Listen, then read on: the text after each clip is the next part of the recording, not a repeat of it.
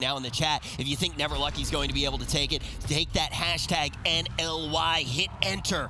If you think that the move is going to be able to take it, don't just spam the move emote in chat, hashtag TM, and put a vote in for the move. Both of these teams trying to get to the land. Never Lucky, very close to being able to do it. A solid performance in this tournament, not even anything too crazy. Maybe enough for them to lock it up. The move may need to go all the way. They need to get it started right here and right now. The BlizzCon runner-ups, the move, they need a top finish here if they want to earn enough points to qualify. Never Lucky currently tied for that 4th position to advance to the spring finals and that LAN event for a chance to qualify directly to the World Finals, and of course a massive prize pool as well.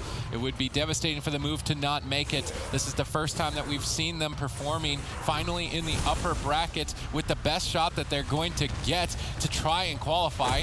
Currently Peekaboo under fire, although I would say the positioning is prime for him if he is able to stand on 3 members of the team. Never Lucky is a little bit reluctant to push forward. I think it's a smart decision to wait for these Infernals of WizK.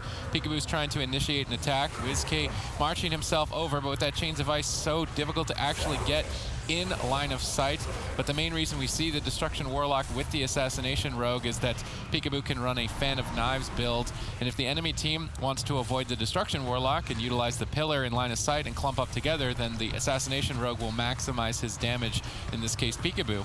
And if they try to leave the pillar to slow down the damage of the Assassination Rogue, then you've got a Destruction Warlock free casting on you, which is why we've seen this composition, which was first pioneered by the team of Storm, and then we saw the team of the Super Frogs basically hijack it, and now we also see the move picking it up here in game number 1. I would say compositionally, however, Never Lucky come out ahead. What I really want to see is if Colo has improved his mana efficiency on that Mistweaver Monk. That was my biggest criticism of his Mistweaver last week. Their team overall had good setups, nice burst windows, but Colo would always be running out of mana and just unable to push through for that final kill. Let's see if he's improved here for this week. We're on cup number 5. There's only one more after this to qualify.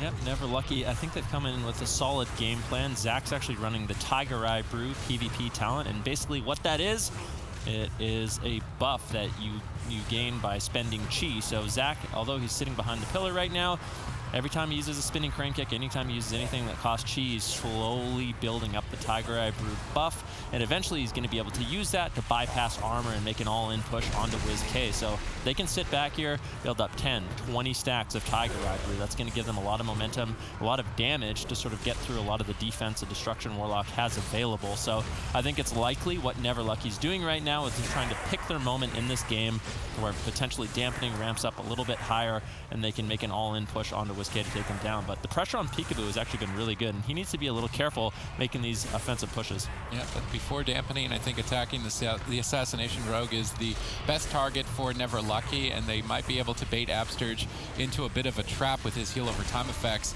They managed to get Peekaboo behind the pillar. They go for a double stun lock. Absterge repositions and able to stabilize. No overreaction on the side of the move. They're exchanging cooldowns 1 for 1. Now we see some counter pressure as WizK is able to free cast. Zach has to exchange Touch of Karma to try and protect himself, but even still under immense pressure. Multiple Maledics flying in, soaking up the heals. Zach in trouble. He could just fall down to an immolate. He's just gonna die to the dot damage. Colo gets caught in crowd control. Big mistakes by Never Lucky. The move capitalized and take game 1. This season. On the other side, we're going to see WizK, who has become a Warlock. Now, WizK, somebody who we have seen multi-class even throughout last year. Every time he did do it, he stepped up to the plate. He did perform. He's trying to do it again here, but it is already the final hour. Cup number 5, only 6 to try to make it to the first LAN of the year. Who is going to make it, the move or Never Lucky? I mean, the move, they're desperate to do it. Never Lucky are currently tied for that 4th place position, but with the Mew Mew Kitty Cats already out of the competition, Never Lucky could establish a significant lead in that 4th place spot, and then what does the move do? Even maybe a top finish in the 6th cup might not be enough. Everything is on the line for the move. They're already being pressured with 2 members dangerously low on health, seconds within the match starting. Absterge is really feeling the heat. Yeah, a lot of pressure early on from Never Lucky. Peekaboo getting a little bit low. Feint should be able to deny a lot of this incoming damage. Now it's going to be up to WizKid and Peekaboo to try to reverse the pressure. In the last 2 games, I really feel like it was on Zach. Zach on his Windwalker Monk, he's been doing a great job offensively, making the pushes, getting the double leg sweeps, and putting out significant damage. But I just really want to see Zach defensively rotate a little bit better, have better transcendence positioning as well, because I feel like he's the main target in this matchup. And as long as he's playing well defensively, I think Never Lucky is going to easily walk away with the series. So we often talk about the blind pick, and in this series, it's of utmost importance. The compositions that Never Lucky are playing, they definitely prioritize small maps, whereas the Move would like big maps. Right now, the Move have the advantage in terms of comp and map selection. So we've gone to Ashermain's Fall. They've got open field. But because the Move are able to win on game number 1, they will always be able to bring it to the big battlefield should this series swing all the way to a game 5. So Never Lucky have to win on this particular swing match or on a game 5, but there's way more pressure on a game 5. They would much rather win it here. I'm wondering why the Move didn't necessarily lock in Tolvaron over Ashermain's to try and make sure that they don't inevitably maybe fall down to the pressure. We see firing on both sides as Zach dips low. Colo exchanges life with Coon, but now they reverse it with both Peekaboo and WizKid getting bursted. Tons of damage from both teams here. Absurge gets crowd control. Peekaboo gets swapped to. I really like this multi-pressure, this 2-pronged attack from Never Lucky. It's a super effective strategy when facing down a Restoration Druid, and they're looking a lot stronger in game number 3. Yeah, definitely really important, especially if they can slow down the drinks of Absurge. It will really tax his mana, and that's really when we see the Mistweaver Monk have that lead over the Restoration Druid.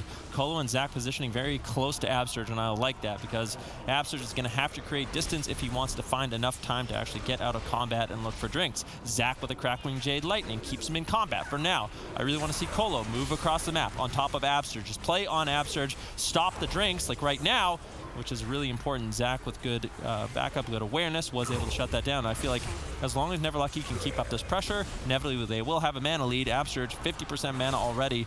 That's definitely a huge win condition for this Windwalker Death Knight. Valido trying to line up his anti-magic zone with the Dark Soul, but WizKid is splitting up his aggressive cooldowns, and I like this decision on his part. It makes it difficult for Never Lucky to decide their cooldown management. You'd normally see Infernals and Dark Soul used at the same time, but by splitting them up, he's got 2 threats that they need an answer for. Now that anti-magic zone isn't available for Infernals in 10 seconds, Zach is still getting pressured. Colo's caught in a fear with no trinket. Will he fall? If they can break this Touch of Karma, WizKid's going for it, gets interrupted. Zach doesn't want to risk it, similarly to game number 1, and Colo gets sapped out of that crowd control. Perfect timing by Peekaboo. Zach still dangerously low. Potentially the Move taken here. The Ring of Peace denies a bit of damage, but ultimately Zach is going to get crushed. The Move now advanced to match point. All right, now, we really haven't had a chance. We've been getting in and out. Cook a tuna casserole instead, closing down the bakery, trying to mix it up and bring in some diversity. This composition did allow them to beat the Banditos earlier on in the tournament, but it's not a super potent composition. In the past, it used to be strong at dismantling Destruction Warlocks, and I'm interested to see if it is still the case even after that Demon Armor addition to the class. Yep, easy money. The spice was not nice, so they have to switch it up a little bit. In game number 3 with everything on the line for this team. The boys looking to clean sweep on Ruins of Lordaeron. Thugonomics going to be shut down. And typically the Warrior with the Fire Mage is going to be good. Oh, they're going after Gorecki. But it looks like they're actually going after Gorecki, potentially trying to really punish that Feral Affinity. What is Gorecki going to do? Honestly, out of all the Druids I've seen in these tournaments, Gorecki has done the best job at surviving, but a huge all-in onto Bird Gladiator's Maledict completely absorbs that Cauterize. Temporal Shield is going to do nada, and the boys Never Lucky, having faced against this already on the Move, they've decided to make some changes. Colo, instead of playing Mistweaver, is now playing Restoration Druid, which tells me that they want to focus more on that passive playstyle, and they may still be hesitating. And when you're facing 2 BlizzCon champions, any sign of weakness is going to be an opportunity for them to immediately take advantage of. Yep, bash on Colo. Zach into a kidney shot, gets the Iron Bark, looking to deny the initial assault of Super Frogs as Valido and Zach getting hyper-aggressive on Chanimals. Chanimals responds with Infernals. That's going to be a scary moment for Zach and Valido. And looking quickly at the gear, Zach's actually managed to switch over to Safeguard and the Maledict Trinket, which I think is a lot better, a lot more standard, and could potentially save his life, as you see it proc right now. But Chanimals looking to shred through it. Big damage on Zach. Karma is forced out because he is in a kidney shot. He's on the run. They shred through it, turning their attention now onto Valido, who could be in some trouble. What? Has to play What? catch-up! What just happened? I've never seen someone deleted like that. Wow. It's Janimals, baby! I thought that 180. The move already knows that they sit in a better spot in the bracket than Never Lucky, and if Never Lucky falls behind here, all of a sudden, we may see the move catch up and take that 4th spot. Yeah, and I'd like to correct myself. Never Lucky actually did get a point against the move on Dalaran Sewers. They played to their win condition, waited to 20-30% dampening, and that's when they could make an all-in push onto WizK. We need to see something similar here onto Chanimals, because if they are making favorable trades defensively, I think they can survive, especially when line of sighting against a lot of the damage Chanimal has available, and then eventually they can make that all-in push where Chanimal doesn't have the damage to sort of force them to run away, and he's just too far on the back foot, and that's when Never Lucky can really get a win. All right, Chanimal baiting interrupts with fear. Now looking to get a Chaos Bolt. This is the scary moment we saw in game number 1. Valido in this position says, yep, I'm not going anywhere near you, Chanimal. I know exactly what's going to happen. After game number 1, Never Lucky playing it as safe as possible. Chanimal getting gripped in, decides to use that Gliders Medallion to get aggressive, fearing up Colo. Really good setup on Chanimal's part. There's the anti-magic zone. Fair trade with the Dark Soul. Going to be a lot less devastating. However, being stacked up for triple Fan of Knives is allowing Snuts to maximize his damage. Yeah, and that's one of the things about this setup is although you can line of sight the Warlock, when you do so, that allows Snuts to just get out so much consistent pressure. And right now, I'm really not sold on the Restoration Druid from Colo over the Mistweaver Monk. I feel like Colo on that Druid is going to struggle in terms of mana, not going to be able to live quite as long. And then he doesn't have that final push with the Way of the Crane. So we'll have to see exactly what Never Lucky can get done. But I still don't know if I necessarily agree with the decision to switch off that Mistweaver Monk, as it was looking so good for them. Snuts is getting pressure onto 3 targets. This isn't good for Colo. His mana is starting to burn down quickly. Zach's trying to make a counter attack. Colo trying to engage crowd control. Opts to not go for the Cyclone. Maybe he couldn't get through the spell lock in time, but now without that Cyclone, his team is going to lose a huge opportunity to get an unending resolve, maybe even a kill. Zach uses Touch of Karma a bit prematurely to redirect damage. I'm not sure if that was even necessary. Zach's now an open target. Chanimal, though, is still falling behind. Cubsy locked out crowd control. Good chain. Has to use the Gliders Medallion. Still falling behind. Tons of damage onto Chanimal. Never Lucky showing signs of life. Nice ring apiece. Chanimal pinned downstairs. Cubsy trying to reposition to get back in line of sight. Able to do so now. Colo sneaks in. Looking for maybe a Cyclone. Not going to be risking it just yet with both Cubsy and Colo dancing on top of each other. Hibernate attempt. Gets dodged by Colo. Zach on the run. That Touch of Karma. They're looking to try and punish it. Zach gets Ursul's Vortex on his port. Nice job there. That Snuts just can't connect. Now forced to go back after Valido. Mana even at this point, and it's anyone's match. Yeah, Zach vulnerable. He used his everyman for himself, Racial, to get out of the last kidney shot. With Relentless, will not have another escape from the crowd control coming in from Snuts if he does manage to land the kidney shot. And guess what? Snuts has Vendetta. Zach in a kidney shot, Iron Bar connected. Snuts still holding on to that Vendetta, so definitely look out for that next kidney shot on Zach, as it's going to be lethal. Valido's going to have to respond with his anti-magic zone in order for Never Lucky to survive. Let's see how Zach survives here. 10-second window of time. Snuts can close this out. Zach needs to be careful. He's running away for now, but Snuts is ready to move in. Cubsy gets clotheslined. When are you going to pull the trigger on it, Snuts? You're running out of time. Touch of Karma now available.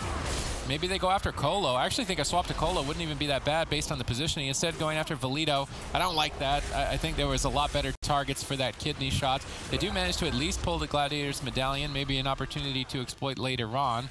Colo trying to sit down for a drink, and the team of the Super Frogs are able to deny it. Very important that they can have a mana advantage. Chanimal getting stun locked behind the pillar. Colo looking to get crowd control. Ursul's Vortex into a clone. Good setup by Colo. Chanimal gets punted out of line of sight. Chanimal looks to counter engage, dropping those Infernals. It might be a race to the finish here. Is it a race that Chanimal can win?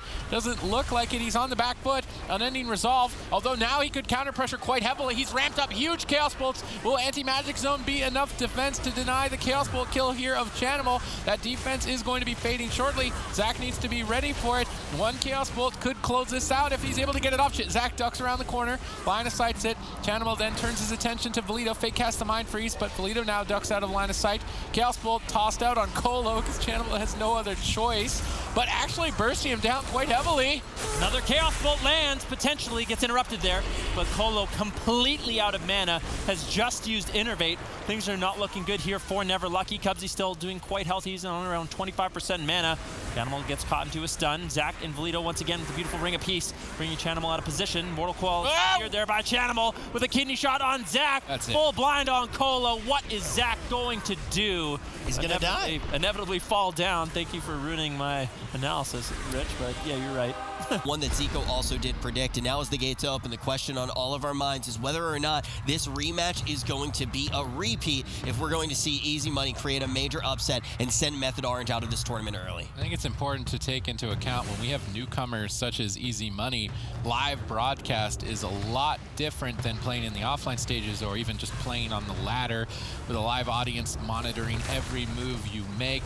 That could definitely add a lot of pressure, so I'm curious to see how Easy Money do in that pressure cooker, currently securing crowd control into 2 members, setting themselves up pretty effectively to bake some giant greater power blasts as they swap to Sidu, looking to close it out early on. Mez protects him. Will this anti-magic shield be enough, or anti-magic zone be enough? It looks to be. The all-in from Easy Money has been thwarted. Nice wind shear by Sidu, making sure he doesn't go down to that. They did get the Glider safeguard at least. Potentially we see a swap to Sidu again. I like that Easy Money are not afraid to go for these risky healer swaps. Definitely trying to keep Sidu on his toes. Yeah, Varen caught into the room.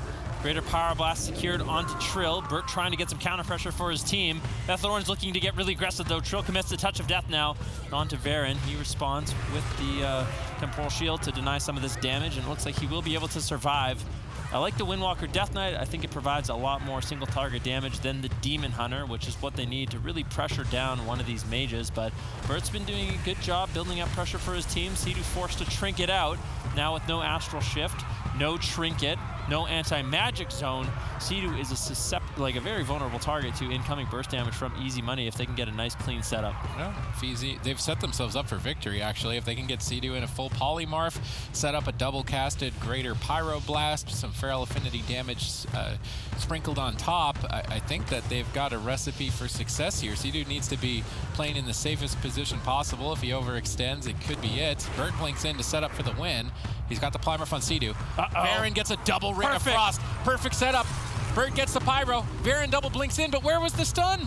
Tuna wasn't there with the stun. They missed the most important ingredient, a stun. Yeah, definitely going to be a little bit of a blunder there for Easy Money. That was such a beautiful setup, but Sidu could still be in a little bit of trouble. Looking to line of sight, Astral Shift gets traded out, and now in Ghost Wolf, he manages to escape behind the pillar. Mez and Trill are going to make it difficult for Burt and Varen to really reconnect to their target. Mez gets polymorphed up. Varen and Burt once again looking for some damage. Who are these greater power blasts going to be cooking up on? It looks like Trill is the target of choice. So he gets chunked down a little bit, getting low. Varen, though, getting soloed in the meantime by Trill. Good counter pressure here from Method Orange. Sidu is just playing so far away. He realizes that he is the main target as he's looking to cross the map once again. Burt looking for a greater power blast. What is he going to do? That last setup we saw onto Sidu, where we were saying they really needed that stun, that was exactly what you want to do. You Dragon's Breath up Sidu, put him in a sheep, double Dragon's Breath on Trill and Mez, into the double Ring of Frost, and that way all 3 members are controlled. No one can shut down those greater power blasts. That's their opportunity, but another huge setup onto Sidu. Anti-Magic Zone looking to deny. Sidu has to stay alive. Gladiator safeguard. Is he just going to die through Anti-Magic Zone? Sidu's getting low, caught into the Dragon's Breath. Spirit Link Totem traded out. Big damage from Easy Money, but Varen in the meantime forced into his Ice Block. And in that last exchange, Method Orange basically traded out everything to survive. I mean, that was an all or nothing exchange between both teams. Now playing on the ropes really here. It's going to be danger time for the next couple of setups. Burt looks to set up more greater pyros. Tuna gets a restyle stun. Double pyro! Big pies! Big kill! Sidu gets blown out in game number 1. Oh my goodness, the pies are finally going to be served. Look great, but they're going against one of the all-star teams in North America. We haven't even gotten to talk about them, but the boys, they are a wrecking ball. Will they be able to take down the move, send them to the lower, or will the move get to their first grand final of the year? WizK is really going to have all of the pressure put on his shoulders. Of course, having Peekaboo to support you a tad bit will help, but ultimately it will come down to his split-second decision-making later into the match to try and burst down a kill. How is he going to navigate through all of the interrupts? We've seen Chanimal able to pull off victories out of nowhere as a result of good interrupt avoidance, but it is not an easy task to do. WizK with limited experience on that Destruction Warlock, see if he can do it. Yeah, Smexon getting low. Good pressure here from the move. Gorecki already trading out his trinket. Smexon getting a little bit low. WizK looking for another Chaos Ball. Is he going to be able to find it? Does manage to do so, but a Death Strike heals up Smexon quite quickly. What is Peekaboo and WizK going to do? Pressure from Chun-Li and Smexon so far has been unrelenting, but they haven't really been able to pull out too many defensive cooldowns. Chun-Li opting into the Tiger Eye Brew specialization. That takes a little bit of time to ramp up. You can't just run in right away and get max value. You have to be attacking, spending chi in order to build up that buff that you can eventually spend to bypass the armor of WizK. WizK has been building a lot of pressure for the team, and the boys are not responding, I would say, necessarily appropriately. They're holding on to defensive cooldowns for an extended period of time, and now the move look to sink their teeth in. Let's see if they can find a kill here. Chun-Li still just taking a brutal beating. Gorecki gets silenced by Peekaboo as he looks to crowd control the whole team. Gorecki denies the subterfuge reconnect, denying Peekaboo from increasing the damage of his garage onto the two members, Chun-Li and Specs. That was a good reaction time on the bash by Gorecki, but now a spell lock secured by WizK. Infernals still available and now have landed. Big Chaos Bolt potentially gets denied. Can WizK get enough Chaos Bolts off before the Infernals have faded? One Chaos Bolt connects. If he can get a second Chaos Bolt, Touch of Karma, maybe they just try and bust through it. Yeah, I don't know if they're going to be able to do it. WizK, of course, with the Nether Ward, can redirect some of that Touch of Karma damage back onto Chun-Li. Smexon seems to be the main target right now as Gorecki gets interrupted. Smexon could be in a lot of trouble, but in the meantime, WizK caught into a leg sweep. That is the Unending Resolve traded out. Absurge mana is not looking good. Gorecki and a kidney shot. Good pressure for both teams. What is Gorecki going to do? He has Barkskin up. He's trying to kite away, but Peekaboo looking to take him down. Beautiful backup by Chun-Li with a Ring of Peace. Gorecki escapes. Now still has the mana lead, but he has to play catch-up in a huge way. All right, Smexon very low. Mana even. The move are looking good, though, I think, at least aggressively. Not so much defensively. Without Unending Resolve, that's going to be scary for WizK, but even under the pressure that the boys are dishing out on this Windwalker DK, WizK is responding time and time again. That's what we'll credit from his Shadow Priest experience, is that he does huge damage. So you can definitely expect it here in game number one. Chun-Li is looking like he's going to fall. Is this it for the move? The Turbo Fist barely keep Chun-Li alive. He parried all of those incoming attacks, managed to keep Peekaboo at bay just long enough to stay alive. Grandmaster Chun-Li coming up with huge plays with that Turbo Fist in order to stay alive. Peekaboo did such a great job setting that up for the team, but now the boys have stabilized. Gorecki even potentially moving in, getting crowd control. Oh no! With the bash. WizK getting low. There's not much defense left. WizK's looking for the fears. Is he going to be able to find it? Gets caught into a leg sweep. Trinkets out. Touch of Death rolling from Chun-Li. Extra burst damage available. Is WizK going to fall? Absurge does manage to keep him alive, but for how long? I mean, what are they going to do? They've got Vendetta, but there's Touch of Karma. There's Icebound Fortitude. There's no openings. The move had one chance to kill, and that's now been lost. Chun-Li with perfect play, able to survive with nothing left. And I was about to say, is this the day of the move? Are they coming back? But now it's starting to slip away. They have to stay alive so much longer with basically nothing left. Gorecki's got way more mana left in the tank looking for Cyclones. He's got Absurge pinned down behind the pillar. Paralysis. Chun-Li gets kidney shot. Perfect peels by Peekaboo, buying more time for the team. Curious to see if Absurge can drink. No one's there. Is nobody going to stop him from drinking? Gorecki jumps in. The Death and Decay whiffs. Absurge's got a tiny bit of mana. Potentially the move stay in it. Yeah, Chun-Li denies WizK with the Ring of Peace. Now without that available, is missing out on some defensives. WizK caught into the stun. Bash onto Absurge. Can he get the Cyclone? Gorecki looking for it. Potentially not able to find it just yet. Now WizK looking for counter pressure once again. And the move have been doing a great job keeping the boys on their toes. Although WizK's under fire, Chun-Li and Smexon have really had to second guess their ability to push in and stay in this fight. WizK still low with no Iron Bark and no Unending Resolve. I think it's just a matter of time. Peekaboo flailing to keep him alive, looking for counter pressure. Lands a cheap shot onto Smexon. Icebound Fortitude trades out. Leg sweep onto WizK. Do they have the damage? They're just barely staying alive. WizK looking for a Chaos Bolt, gets interrupted. Either Smexon or WizK could fall. It's anyone's game at this point. It's down to the wire, but WizK is going to fall first. Peekaboo desperately tried to hard carry, doing everything that he could to keep it going. They were totally tapped. Down to the wire here is Dampening just engaged. This is a roster that just couldn't even have been in your mind, and this is really one of the rosters that is the catalyst for NA, having all these players move all over the place. You just see a powerhouse team come together. They gel very quickly. The boys now trying to take down the move with one in their back pocket. All right, WizK and Peekaboo pulling the trigger on big power cooldowns early on, trying to catch Chun-Li off guard, but immediate reaction. Chun-Li starts to stabilize, and now they look to counter-aggress. Maybe not stabilize. Is Touch of Karma not going to be enough for Chun-Li? Have they managed to crack it? Chun-Li so low on health. Overwhelming pressure right now from the move as Chun-Li flounders and is looking like it's going to fall. No way! Are you kidding me? Are you kidding me right now? Chun-Li somehow survives at 1% health, and the move is in complete disbelief. 1% health, really? Gorecki manages to keep him alive, but now Chun-Li pushing in, looking to take down WizK. What did the move commit there, though? Defensively, they still have a lot to work with. Peekaboo traded out so much in order to try to take Chun-Li down, but they managed to get through every single defensive cooldown. If the move can make another push like that, it might be able to take Chun-Li down. They've still got Dark Soul in the back pocket. Potentially WizK can chunk through and find a kill with that. He's going to go for a Chaos Bolt, get one onto Smexen. Not really the best target there, as Death Strike is going to be quite easy for Smexen to recover. Now Kidney Shot on Chun-Li. Chaos Bolt being casted, gets it off, huge damage. Gorecki needs to respond. How is he going to exchange cooldowns here? That's the Dark Soul. We would typically see an anti-magic zone from a Death Knight here in exchange. Smexen isn't making the trade, though. Instead, trying to counter-aggress and push them over with both Peekaboo and WizK under fire. Pressure is on. Yeah, Smexen into Kidney Shot. Could be in some trouble. WizK looking for a Chaos Bolt, but Gorecki's mana is not looking good. He had to use a lot of mana to keep Chun-Li and Smexen in the fight, and I have to say the move is really impressing me with the amount of pressure they are able to put out in this matchup so far.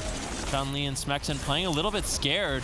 You're going to have to be careful. Now we do a full Kidney Shot. Chun-Li could potentially just fall if there's any damage. Mortal Coil onto Gorecki. Is Chun-Li going to be able to survive? He trades out Touch of Karma, and that's one of the benefits of being a Windwalker monk. A lot of your defensive cooldowns have a really short cooldown, so you can easily trade them out consistently in fights like this. Peekaboo's got Vendetta. I've never seen this much damage from a team. He gets a Hibernate, though. Nice play by Gorecki, catching Absterge off guard. Now WizK on the back foot. They had overwhelming pressure, a massive lead, but now Gorecki is starting to swing it in his team's favor with a perfect crowd control chain on Absterge. WizK is starting to fall low. Unending Resolve exchanges. Overlap now with the Iron Bark. The defense is starting to crack. Peekaboo's got one more point to try and pierce through and find a kill with that Vendetta. In the meantime, Gorecki sits down for a drink, regenerates a bit of mana, but not too much. Peekaboo still has an opportunity to go for a kill. Kidney Shot, Vendetta, everything on Peekaboo. Yeah, WizK looking for a Chaos Bolt, unable to find it. If WizK can land these Chaos Bolts, it's going to be so massive for them to actually take down Chun-Li, but the interrupts from Smexen and Chun-Li have been really, really good in this match so far. Gorecki tricketing out of a blind. Vendetta rolling for Peekaboo as he's looking to take down Smexen, I believe. Touch of Death up for Chun-Li. WizK without Unending Resolve could be in some trouble. Full Cyclone secured by Gorecki as he pushes in, trying to close out this game, but there's just no damage on WizK. Yep, no damage whatsoever. And look, Infernals, Dark Soul. WizK is going to drop both of those. He's got a couple seconds to get a kill. How is Chun-Li going to respond? Anti-magic zone. Fair exchange here for Smexen, high value. WizK gates out of its protection, but then grip back into it. WizK still under fire. After, will Iron Bark be enough? We're not even into dampening at this point. Both druids basically tapped. WizK still just completely getting smashed. They stabilize. They drop a smoke bomb. 1 second away from Chun-Li being able to live, but it's not going to happen. The moves stay in this tournament, and they look like an entirely different animal today. The person who's really at home on his main, but the move has been able to make it work. They have been able to implement it, but the boys with a very good change up here might have enough extra defense to really push those Chaos Bolts away. Yeah, in the last game, we saw the move generate pressure from start to finish. Will they be able to do it once again? Gorecki, actually, he got blinded. What happened? I think the Fell Hunter hit him. Oh, that's a disaster. WizK broke the blind with his Fell Hunter onto Gorecki.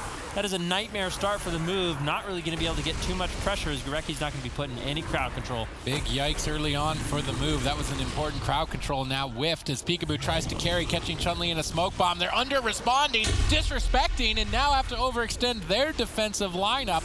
Mistakes on both sides, and the moves stay in the game thanks to Peekaboo. Yep, Gorecki, he trinkets out of the Kidney Shot, but he has the Way of the Crane rolling. He does manage to top off the entire team. Huge pressure now onto WizK. What is Absterge going to do? Unending Resolve, Nether Ward, everything's been traded out by the move. If they can continue this pressure, WizK could easily fall. Peekaboo trying to counter pressure the best he can with the Vendetta rolling onto Chun-Li. And Gorecki, you can look at his defensive cooldowns. There's not much left to work with. If he gets crowd controlled or spell locked, Chun-Li's going to die.